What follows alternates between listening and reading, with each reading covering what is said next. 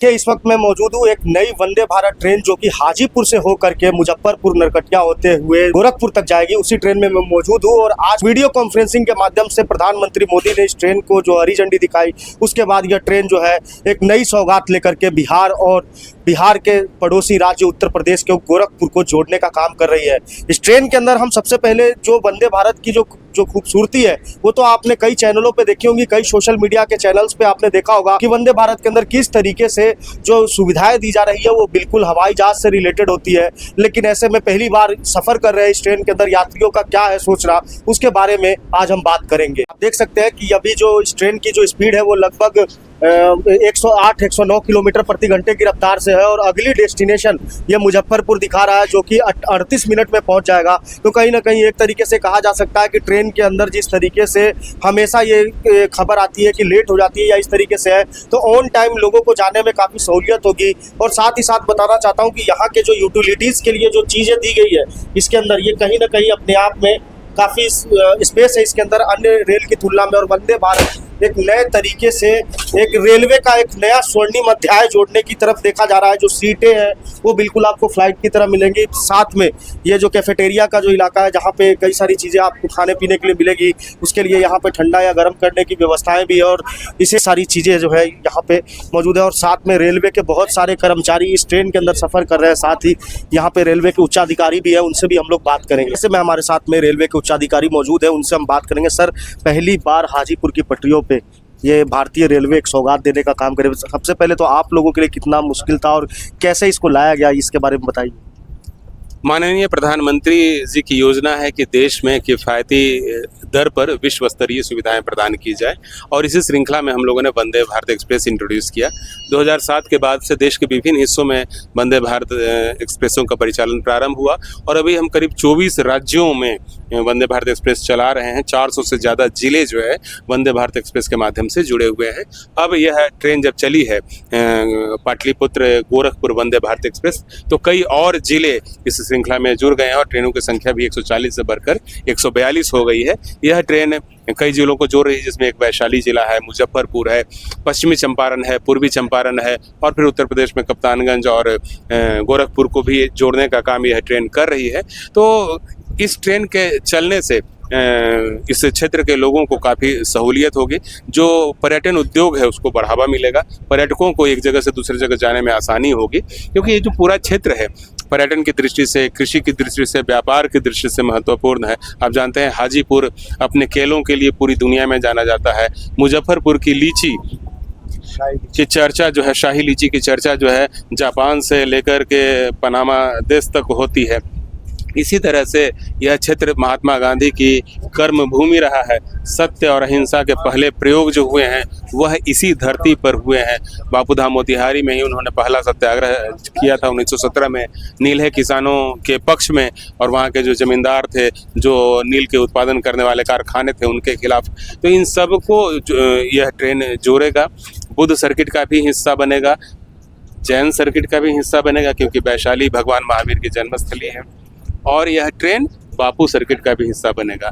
साथ ही यह natural tourism को भी बढ़ावा देगा। क्यों? क्योंकि वाल्मीकि नगर बाघ अभयारण्य जो है या टाइगर रिजर्व जो है वह बगहा के पास है और इस ट्रेन का ठहराव बगहा में भी दिया गया है। और उसी से जुड़ा हुआ नेपाल का चितवन भी है। सुगौली से रक्सौल के रास्ते, वीरगंज के रास्ते हम लोग काठमांडू तक भी जा सकते हैं। तो यह ट्रेन एक साथ कई उद्देश्यों की पूर्ति करेगा।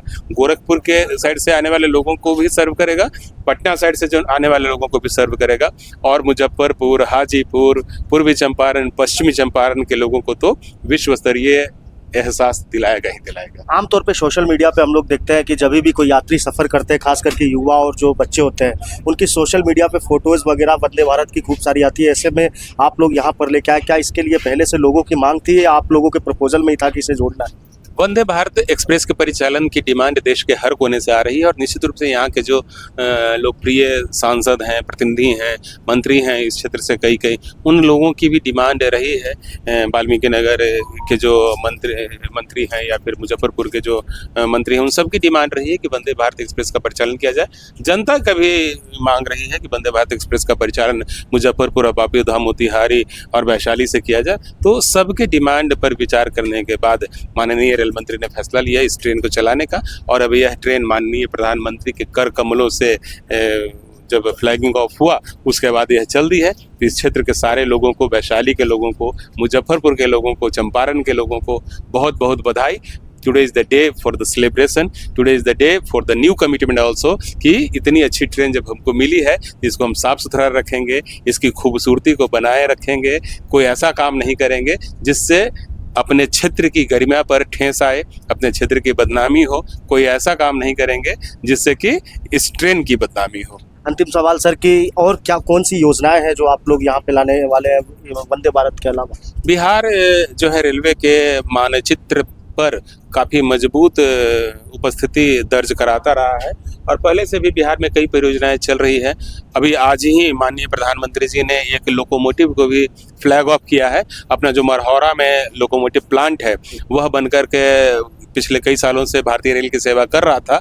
अब उसको एक्सपोर्ट का एक बहुत बड़ा ऑर्डर प्राप्त हुआ है। 150 लोकोमोटिव पश्चिम अफ्रीकी गणराज्य जो है गिनी, वहाँ पर भेजे जाने हैं। तो उसका पहला लोकोमोटिव तैयार हो गया और वह लोकोमोटिव जो है हम लोग गिनी गणराज्य को भेज रहे हैं।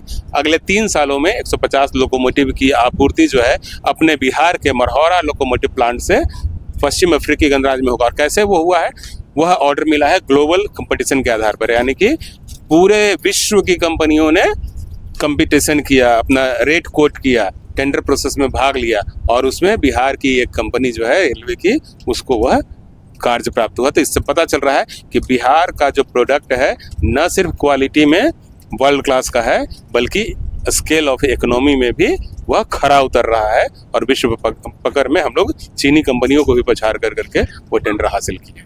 तो आप जो इस ट्रेन के चालक हैं वो कैसे रफ्तार में इसको खींच करके ले जा रहे हैं? और अभी अगर स्पीड की बात करें कि जैसा सर ने बताया कि लगभग 110 किलोमीटर प्रति घंटे की रफ्तार से जो है ये ट्रेन जो है चल रही है और बिहार के लिए एक सौगात देने वाली हो सकती है। यहाँ पे चला ट्रेन चालकों से हम लोग पूछेंगे कैसा महसूस हो रहा है, पहली बार इस लाइन पे आप लोग वंदे भारत लेकर के आए? पहला बात तो बहुत बढ़िया महसूस हो रहा हूँ। मैं लोको पायलट रवि रंजन कुमार, जो पाटलिपुत्रा से इनॉग्रेशन मैंने किया और बहुत अच्छा लग रहा है। चलाने में भी बहुत ईजी है और दूसरी बात सुरक्षित भी है और पब्लिक को कम टाइम लेते हुए भी मुझे गोरखपुर पहुंचा रही है। सीधे गोरखनाथ धाम कनेक्टिविटी योगी बाबा से करनी है। हाजीपुर में आप लोगों का स्वागत किया गया, कैसा लगा स्वागत हुआ आप लोगों का? बहुत बढ़िया लगा, जिसके लिए मैं विधायक जी का बहुत बहुत धन्यवाद और वहाँ के पब्लिक जनता लोगों को मैं शुक्रगुजार हूँ कि इतना बढ़िया वेलकम किए। और शुभकामना है कि और मैं चाहूँगा कि इसी तरह मोदी जी और वंदे भारत दे कि हम लोग को और चलाने का मौका मिले और पब्लिक लोग को बैठ के जाने का सफर करने का मौका मिले। आपने देखा कि ट्रेन के जो चालक है लोको पायलट, वो लोग कितने उत्साहित है इस ट्रेन को लेकर के।